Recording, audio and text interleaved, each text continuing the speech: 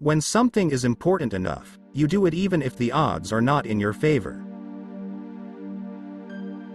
If you get up in the morning and think the future is going to be better, it is a bright day. Otherwise, it's not. If something's important enough, you should try, even if the probable outcome is failure. Life is too short for long-term grudges. Patience is a virtue, and I'm learning patience. It's a tough lesson. It's okay to have your eggs in one basket as long as you control what happens to that basket. People work better when they know what the goal is and why. It is important that people look forward to coming to work in the morning and enjoy working. There have to be reasons that you get up in the morning and you want to live. Why do you want to live? What's the point? What inspires you? What do you love about the future? If the future does not include being out there among the stars and being a multi-planet species, I find that incredibly depressing. I think you should always bear in mind that entropy is not on your side. Any product that needs a manual to work is broken. I think that's the single best piece of advice. Constantly think about how you could be doing things better and questioning yourself. I will never be happy without having someone. Going to sleep alone kills me. Really, the only thing that makes sense is to strive for greater collective enlightenment. I think life on Earth must be about more than just solving problems. It's got to be something inspiring, even if it is vicarious. I say something, and then it usually happens. Maybe not on schedule, but it usually happens. I think we have a duty to maintain the light of consciousness to make sure it continues into the future. Rockets are cool. There's no getting around that. I really do encourage other manufacturers to bring electric cars to market. It's a good thing, and they need to bring it to market and keep iterating and improving and make better and better electric cars, and that's what's going to result in humanity achieving a sustainable transport future. I wish it was growing faster than it is. The problem is that at a lot of big companies, process becomes a substitute for thinking. You're encouraged to behave like a little gear in a complex machine. Frankly, it allows you to keep people who aren't that smart, who aren't that creative. We're already cyborgs. Your phone and your computer are extensions of you, but the interface is through finger movements or speech, which are very slow. I think there should be regulations on social media to the degree that it negatively affects the public good.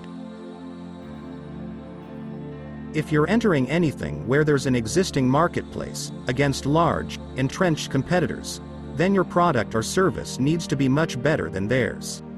It can't be a little bit better, because then you put yourself in the shoes of the consumer. You're always going to buy the trusted brand unless there's a big difference.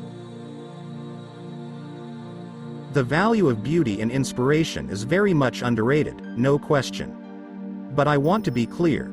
I'm not trying to be anyone's savior. I'm just trying to think about the future and not be sad.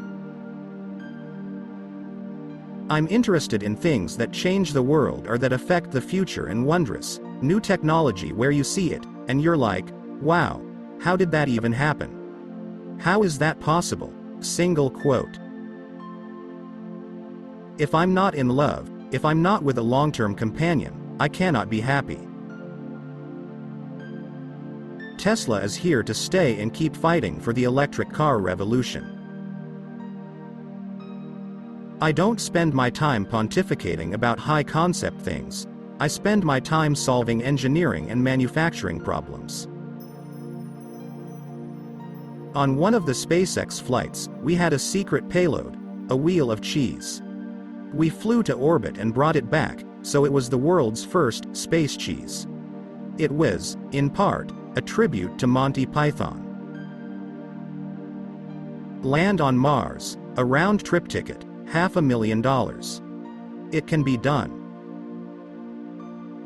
An asteroid or a supervolcano could certainly destroy us, but we also face risks the dinosaurs never saw. An engineered virus, nuclear war, inadvertent creation of a micro-black hole, or some as yet unknown technology could spell the end of us.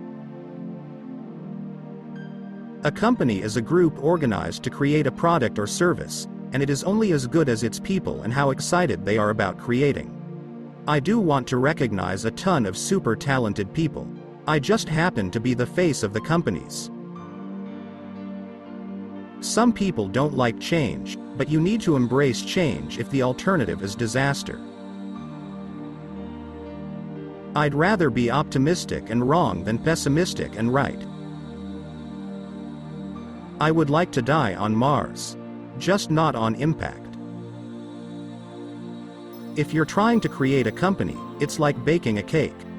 You have to have all the ingredients in the right proportion.